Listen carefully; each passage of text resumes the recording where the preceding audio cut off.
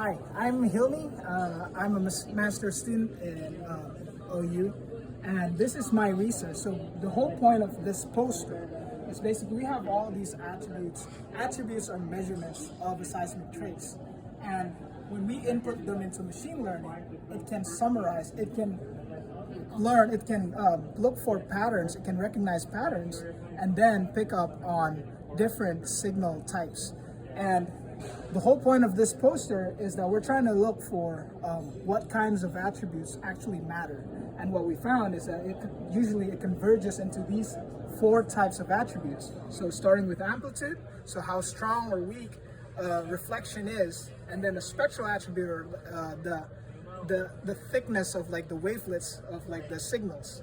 And then structure attributes is less of like amplitudes or like the thicknesses of the wavelet itself, but the configurations of the signals. So here's curvature, and then texture attributes, which is the statistical values, like a contrast of the local contrast of the values in there. So the way that I like to explain this simply is like the roughness. So how smooth or rough is the signal in a certain local area. So that's texture.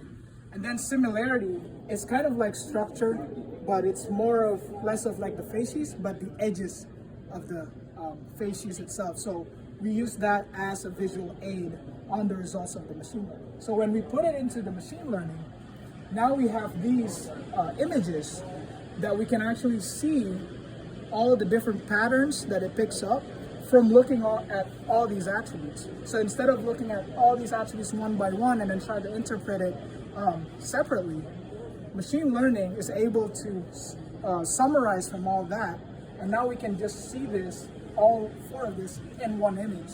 So it's like looking at the whole signal from all points of views in a single image. And we can actually see on the results that we can actually see what I would call a textbook example of a mass transport deposit from our data set.